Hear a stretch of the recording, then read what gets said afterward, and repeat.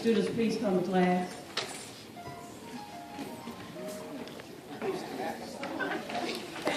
Good afternoon. I'm Sister Brown, and we'll be presenting this afternoon, What If There Was No Black Folks? The protocol has already been set, and I also recognizing my husband, my daughter, my grandchildren. What if there was no black folks?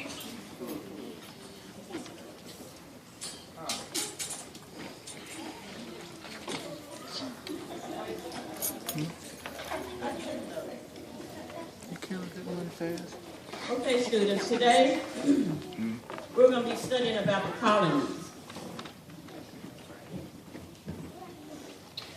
Our history class today is going to be on the colonies. The New England colony was founded by William Bradford back in 1620.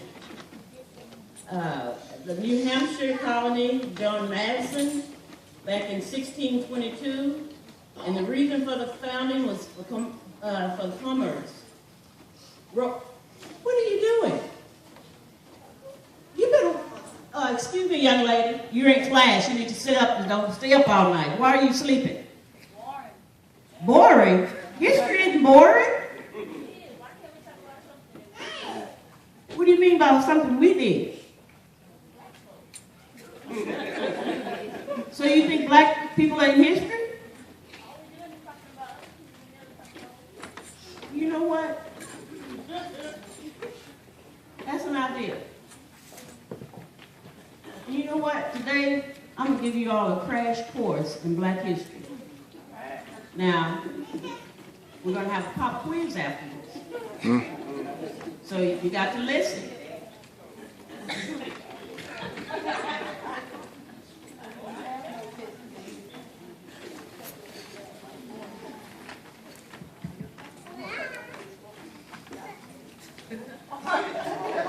Take a sheet and pencil and pass it around. And I want you all to pay attention because you're going to be asked questions afterwards.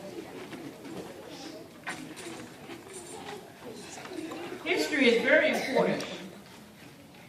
In order to get anywhere in life, it's very, very important that you know where you come from. So I'm going to tell you all a little story. Some of you may have heard this before, and some of you probably haven't, about the little boy named Theo. It's entitled, What If There Was No Black Folk? This story is about a little boy named Theo who woke up one morning and asked his mom, what if there was no black folk in the world? Well, Mom thought about it and then said, son, follow me around today. And let's just see what it would be like if there was no black folk in the world. Get dressed and we'll get started. Theo ran to his room and put on his clothes and shoes. Went to his room to put on his clothes and shoes. But there was no shoes. And his clothes were all wrinkled. He looked for the iron, but when he reached for the ironing board, it was no longer there. You see, Sarah Boone, a black woman, invented the ironing board. And Jane E. Masslinger, a black man, invented the shoelacing machine. Oh, well, Mom said, go and do your hair. Theo ran to his room to comb his hair, but the comb was not there. You see, Walter Simmons, a black man, invented the comb. He didn't patent it, but he invented it. Theo decided to just brush his hair, but the brush was gone. You see, Lydia O. Newman, a black female, invented the brush. Well, he was a sight. No shoes, wrinkled clothes, hair a mess, without the hair care inventions of Madison C.J. Walker. Well, you get the picture. Mom told Theo, let's do the chores around the house, and then take a trip to the grocery store. Theo's job was to sweep the floor.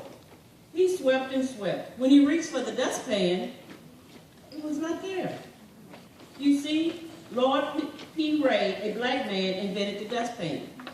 So he swept his pile of dirt over in the corner and left it there, like some of you all probably do. He then decided to mop the floor, but the mop was gone. You see, Thomas W. Stewart a black man, invented the mop. Theo thought to himself, I'm not having any luck. Well, son, Mom said, we should wash the clothes and prepare a list for the grocery store. When he was finished, Theo went to the place to place the clothes in a dryer, but the dryer wasn't there. You see, George T. Salmon, a black man, invented the clothes dryer. Theo got a pencil and some paper to prepare a list to go to the market, but noticed that the pencil leg was broken as well. He was out of luck because John Love, a black man, invented the pencil sharpener. He reached for a pen, but it was not there because William Pierce, a black man, invented the fountain pen. As a matter of fact, Lee Barrett invented the typewriting machine, and W.A. Levesque invented the printing press. So they decided to head out to the market. Well, when Theo opened the door, he noticed the grass was as high as he was tall. You see, the lawnmower was invented by John Burr, a black man. They made their way over to the car and found that it wouldn't go. You see, Robert Spikes, a black man, invented the automatic gear shift, and Joseph Gamble invented the supercharged system for internal combustion engines. They noticed that the few cars that were moving were running into each other and having wrecks because there was no traffic signal. You see, Garrett A. Morgan, a black man, invented the traffic light. Well, it was getting late, so they walked to the market, got their groceries, and returned home. Just when they were about to put away the milk, eggs, and butter, they noticed the refrigerator was gone. You see, John Stafford, a black man, invented the refrigerator. So they had to put the food on the counter. By this time, they noticed it was getting mighty cold. Theo went to turn up the heat. What do you know? It was not there. You see, Eliza Parker, a black female, invented the heating furnace. Even in the summertime, they would have been out of luck because Frederick Jones, a black man, invented the air conditioner. It was almost time for Theo's father to arrive home. He usually took the bus, but there was no bus because the precursor was the electric trolley invented by another black man, Albert T. Robertson. He usually took the elevator from his office to the 20th floor, but there was no elevator because Alexander Miles, a black man, invented the elevator. He usually dropped off the office mail at a nearby mailbox, but it was no longer there because Philip Downing, a black man, invented the letter drop mailbox, and William Berry invented the postmarking and counseling machine. Theo sat at the table with his head in his hands. When his father arrived, he asked, "Why are you sitting in the dark?" Why? Because Lewis Howard Latimer, a black man, invented the filament within the light bulb.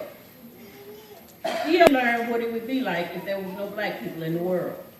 Not to mention, if he ever was sick and needed blood, Charles Drew, a black scientist, found a way to preserve and store blood, which led to his starting the world's first blood bank. And what if a family member had to have heart surgery? This would not have been possible without Dr. Daniel Hill Williams, a black doctor who performed the first open heart surgery. So if you ever wonder, like Theo, where we would be without blacks, well, it's pretty plain to see. We could very well still be in the dark. This was written by Barbara Leslie in 1998. Now, class, test time. I hope you were taking notes. Don't all shout out at once. Who invented the iron board? One at a time. I want to see who's been paying attention. Okay, very good. Who invented the shoelace machine? One at a time. Okay. Who invented the comb? Not patented, but invented it. Very good. Who invented the brush? Very good. The dustpan. The dustpan. The mop. The clothes dryer. Pencil sharpener. Fountain pen. Automatic gear shaft for cars. The traffic light. The refrigerator. The heating furnace. The air conditioner. The elevator. The letter drop mailbox. The filament within the light bulb. Preservation of blood, which led to the first blood bank. The lawnmower. The first open heart surgery. Very good, students. Just remember, these are only a few inventions that we listed today. Do some research, and you will find many other things that we think we could not live without today that were invented by a black person. Class dismissed. All right, I got a question. Who invented the cell phone?